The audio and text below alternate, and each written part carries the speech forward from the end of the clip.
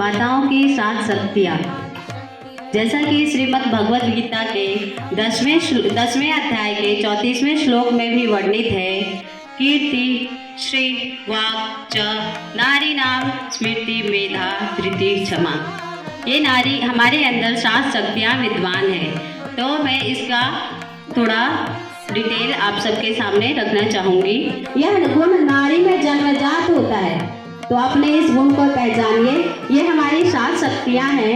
नारी अपने इन सद्गुणों को विकसित करके सप्त शक्ति के रूप में मातृत्व के सिंहासन पर आरूढ़ होकर समस्त मानव जाति का कल्याण करने में सक्षम होगी और संपूर्ण विश्व को दिशा निर्देशित कर सकेगी।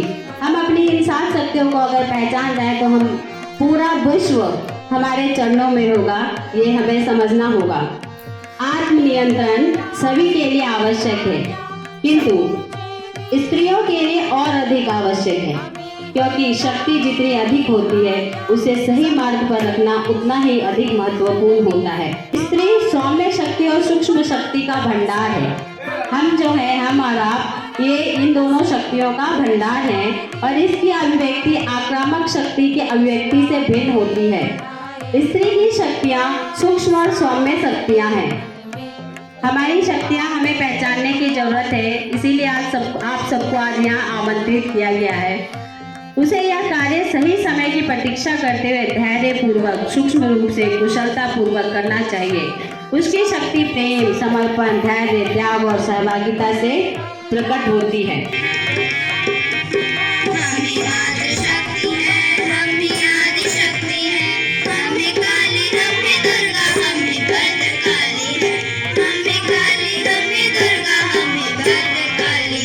कुटुंब प्रबोधन की भारतीय दृष्टि एवं पर्यावरण के संबंध में उनका भारतीय दृष्टि का स्वरूप। यह कुटुंब प्रबोधन, यह हमारे एक बोलने के बाद हमारे मन में एक एकदम अलग सा मंत्र का जो उच्चारण है वो ऐसा गूंज पड़ता है। भारतीय दर्शन में 4 आश्रम हैं। आश्रम का अर्थ है कि चारों आश्रम को नींव को बरकरार रखना, और वो नींव जो हमारा है परिवार स्वरूप जो नारी शक्तियां हैं वो आज हमें देखने को मिल रही है। भारतीय परंपरा में एक विवाह संस्कार है जो 13वां संस्कार है।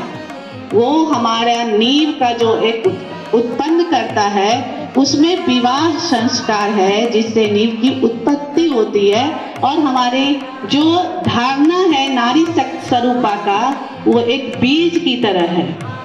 हम जो हैं वो परिवार एक विवाह संस्कार एक मायने है जिसमें हम वैसे स्वरूप, वैसे अपने संस्कार, अपनी संस्कृति को न्योछावर करते हैं। उनका ध्येय एक नारी शक्ति से अलग कोई भी नहीं कर सकता है। भारतीय परिवार कल, आज और कल का समन्वय है। इसलिए सभी परिवार में बच्चे, बूढ़े सभी मिलजुल के रखते हैं और उस परिवार के बहुत सारे रूप हैं। जैसे एक चलाने का रूप होता है, वो हमें विद्यमान है। कितनी बार नष्ट किया गया देश कौन कौन से है?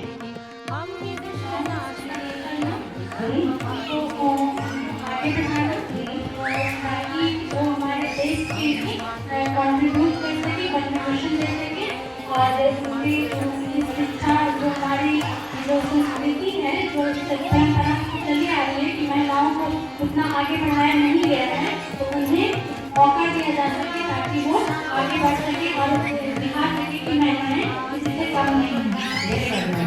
इनके लिए कर्तव्य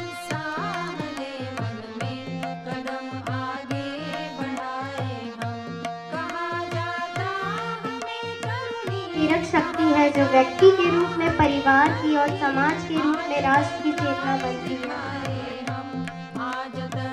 इसके अलावा समाज सेवा के रूप में हम सब अभी अपने घर में एक सेविका रखते हैं, बहुत सारी महिलाएं रखती हैं।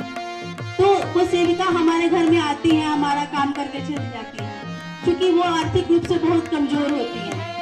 तो समय समय पर हम उनकी भी मदद करें। जैसे किस रूप में, कपड़े तो आप देते ही हैं, पैसे तो देते ही हैं, पर वे अच्छा इलाज नहीं करवा पाते हैं, तो उसका स्वास्थ्य परीक्षण भी हम लोग करवा सकते हैं। अगर हम लोग चाहें तो उसका स्वास्थ्य परीक्षण भी करवा सकते हैं, उनको दवाइयाँ दे सकते हैं, स्वास्थ्य शिविर हम लोग चाहें तो लगा सकते हैं। मासिक धर्म के प्रति जो गलत अवधारणाएं हैं उसको भी हम समूह के रूप में जाकर उसको दूर कर सकते हैं।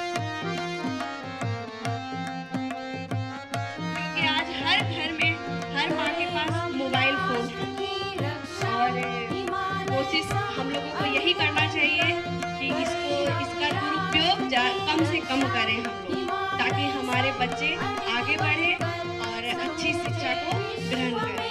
और दूसरा मैंने यही समझा कि संयुक्त परिवार का खो जाना, आज के समय में संयुक्त परिवार को हम लोग इग्नोर कर चुके हैं, कहीं ना कहीं किसी न किसी कारणवश वो खो चुका है, जिसके वजह से हम लोग भी समझ नहीं पाते हैं कि बच्चे को कैसे पालना है, क्या संस्कार देना है, किस परिवेश में रखना है।